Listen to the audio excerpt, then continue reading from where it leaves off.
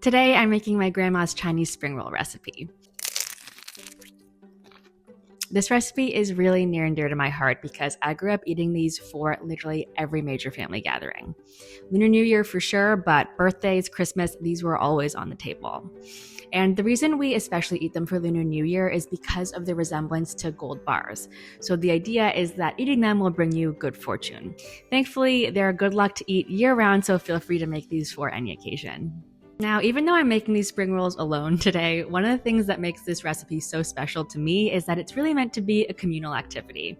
I have such fond memories of my entire family gathering around the dining table with a big bowl of spring roll filling in the middle, and everyone would just get to work wrapping dozens and dozens, sometimes hundreds of spring rolls. So because my family always makes these spring rolls in such big batches, my grandma came up with a really clever method to cut down on prep time, and that's to actually use a food processor to chop up the meat, the veggies, and the aromatics in advance. Honestly, even if you're just making a small batch of spring rolls, I still recommend this method because it is such a time saver. So this is the classic way that I learned how to make spring rolls, but if you want to make these vegetarian, I recommend swapping out the chicken for shiitake mushrooms because it makes a really great substitution. And as a reminder, this is my personal family recipe and it's just how my family has always made them. But you can totally experiment with fillings and seasonings and come up with your own family recipe too. To get started, we'll prep our aromatics on our veggies. So first up are the green onions. We're using 3 here, and even though these are going in the food processor, I just chop them up roughly first to make sure we get nice even pieces in our spring roll filling. Next up is our carrot, and you don't need to peel this. We're just going to get rid of the end, then similar to the green onions, chop it up into nice big pieces before putting it in the food processor.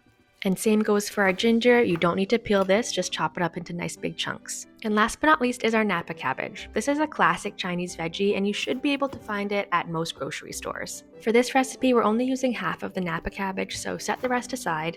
But if you're looking for other ways to use it, I think it works so well in stir fry.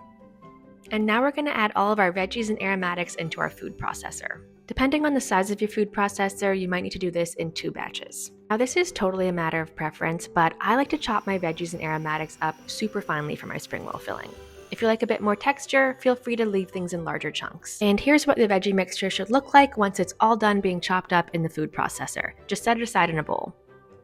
My grandma was really particular about only using the best cuts of meat in her cooking, so that's why in this recipe we're using chicken breast and chopping it up ourselves in the food processor instead of using pre-ground meat.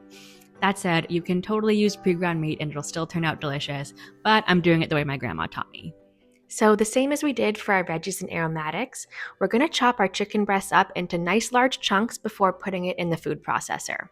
This ensures that we get nice even pieces and also that we don't burn out the motor on our food processor. And before we chop everything up, we're just going to sprinkle in a little bit of salt to season our chicken. Chop the chicken up well in the food processor until it basically has a ground or minced consistency. It should pretty much look like the ground chicken you get from the grocery store. And now it's time to fry our chicken over medium-high heat in a little bit of oil.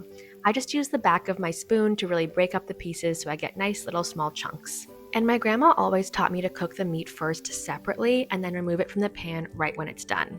This way you make sure it's perfectly tender and juicy and you don't end up overcooking it if it's alongside other things like veggies and aromatics in the pan.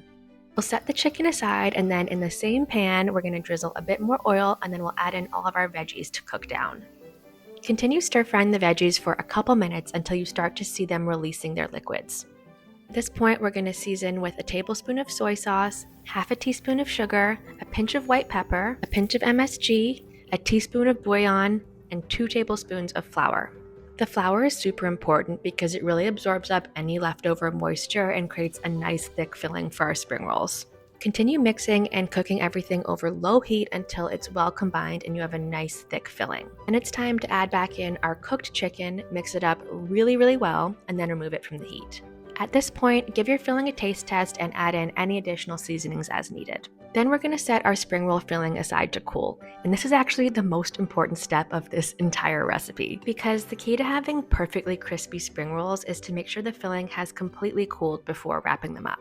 Otherwise, the steam from the filling creates extra moisture, which means you end up with soggy spring rolls. And while my grandma was usually pretty insistent on making everything from scratch, spring roll wrappers are one of the few things she always said were better store-bought. This is the brand she always used, and you can find them at pretty much any Asian grocery store. And these wrappers do need to be pulled apart individually, so I definitely recommend doing this really carefully so you don't end up with any tears in your wrappers. The wrappers tend to dry out pretty quickly, so I recommend keeping these well wrapped or covered until you're ready to use. And now it's time to wrap our spring rolls, which I think is the most fun part. We'll place a couple spoonfuls of filling at the center of our wrapper, then from the bottom we'll fold it up tightly. Then we fold in both sides so it kind of looks like an open envelope. Continue rolling the spring roll up, and then with our fingertips we'll wet the top edges with just a little bit of water to help seal up the spring roll. Continue rolling up, and then voila, you've wrapped a perfect spring roll. And now you just have to do that about a dozen more times.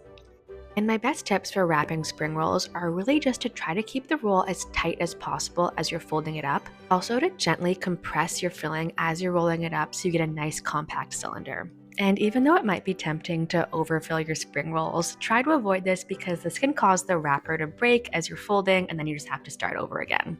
And once you're done wrapping up all your spring rolls, you want to fry them immediately to avoid the wrappers getting soggy from the filling. In a large frying pan over high heat, we're going to add about ½ inch of neutral high heat cooking oil. I used canola.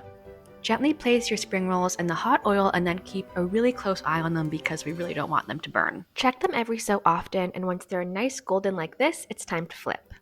And this oil is very hot and it will splatter, so be super careful as you're doing this. And once your spring rolls are perfectly golden and crispy on all sides, remove them from the oil and place them on a cooling rack. This will maintain maximum crispiness as the spring rolls cool, but I definitely recommend eating them as soon as they've cooled slightly because in my opinion, this is when they taste the most crispy and delicious. And I personally think these spring rolls are perfect on their own, but if you're craving a dipping sauce, sweet Thai chili sauce and plum sauce both work really well. There is truly nothing better than a freshly fried, crispy spring roll. Listen to this crunch.